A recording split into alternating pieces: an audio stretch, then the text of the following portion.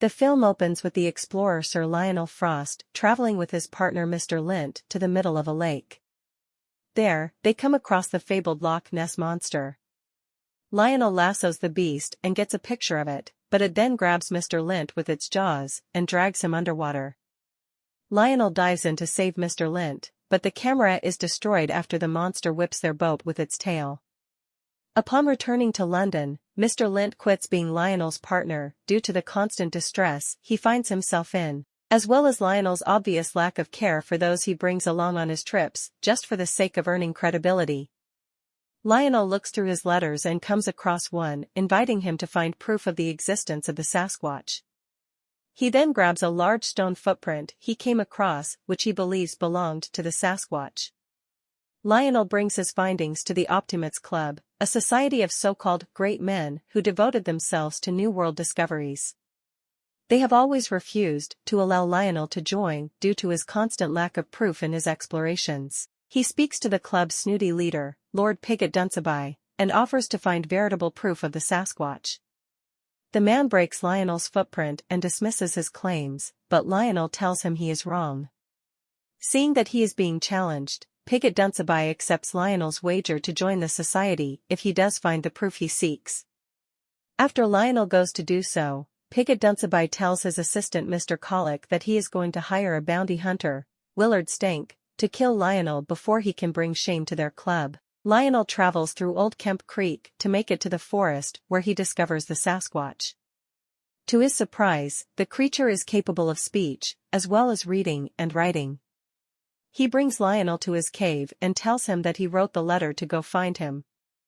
He also knows of Lionel due to several unflattering newspaper articles on him. The creature wants Lionel's help in guiding him to the Himalayas, where he believes he will find other creatures like himself, and that way he won't feel alone. Lionel agrees and figures he must disguise the creature to get him through a crowd. Lionel dubs him Mr. Link, and they head off together. He tells Mr. Link that they will need to find a map kept by Lionel's old friend, Aldous Fortnight, who has recently passed away and left behind his widow, Adelina. As the two make their trip, they stop in town for the evening and go into a bar. They are spotted by Stank and a couple other goons.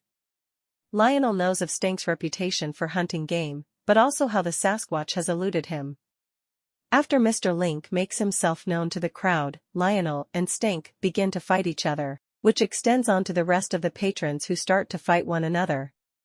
Lionel and Mr. Link get away, and they realize they have to keep things moving to avoid Stank. Later, Stank sends updates to Lord Pigot Dunsabye about his progress, or lack thereof, and quietly follows the two.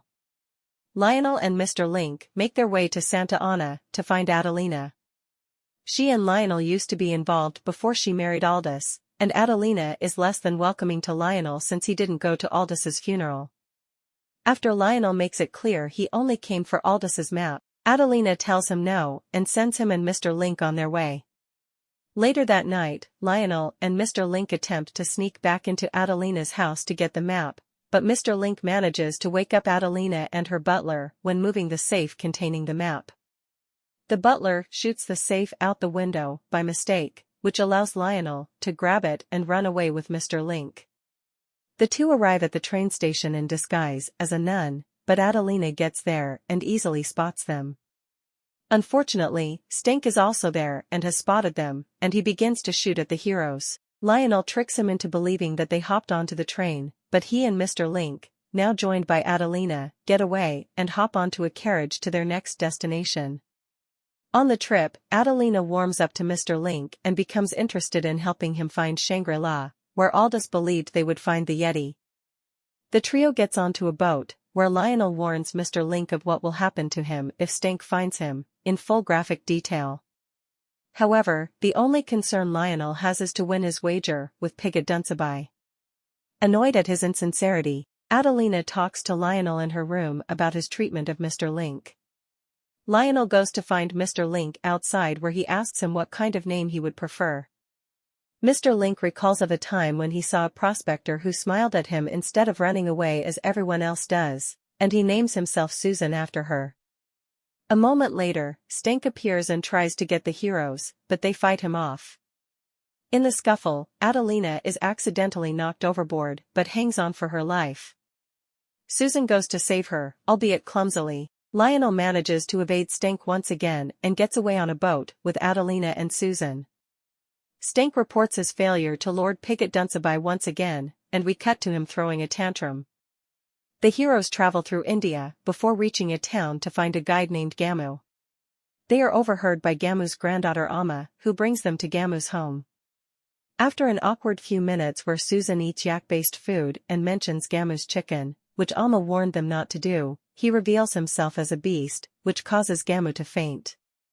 After she wakes up, she points them in the direction of the mountain where they may find the Yeti. Later on, Gamu's home is found by Pigot Dunsabye, Stank, and Mr. Colic, who threaten Gamu's great-grandson so she can tell them where the heroes are headed. The trio reaches Shangri-La and are found by the Yeti, who bring them to the Yeti Elder. She shows them their land, but they regard Susan as their country cousin, and therefore not fit to live among them. The Elder orders her soldiers to throw the heroes into a pit as prisoners. Down there, Susan feels sad that his own kind would reject him, while Lionel continues to grouse about not making it into the Optimates Club, but Adelina tells him off over how selfish he is and the fact that those men don't care for him, so he has no reason to do so himself. After cheering him up, Susan helps Lionel and Adelina get out of the pit before he climbs out himself. The three attempt to make their escape, but Susan draws the Yeti's attention to them, and they chase after the heroes. Outside, they try to run across the ice bridge, only for Pigot Dunsabye, Colic, and Stink to corner them. Pigot Dunsabye wants to make sure Lionel never brings back proof of Susan's existence, but Lionel finally tells him off on how he no longer cares about joining the club and that Susan is his friend. Pigot Dunsabye then shoots the bridge and starts smashing it to kill the heroes, but his plan backfires, and he falls to his death as everyone runs to the other end. Mr. Colic soon follows. The heroes then hang on for dear life as Stink stands above them and tries to kill them just for his own pride. Lionel pulls him down, and they begin to slap fight just as Susan attempts to hold on to an icicle to save his friends. Stank falls and holds onto Lionel's foot, but the tip of the icicle breaks off and falls onto Stank, sending him to his doom. After pulling themselves up, the heroes look back at the Yeti, and Susan blows the Elder a raspberry. As their journey has come to an end, Lionel attempts to make his move on Adelina, but she decides to set off on her own adventure and to live for herself. Lionel decides to ask Susan to be his new exploring partner, to which he accepts. The two return back to London and head off on their next case.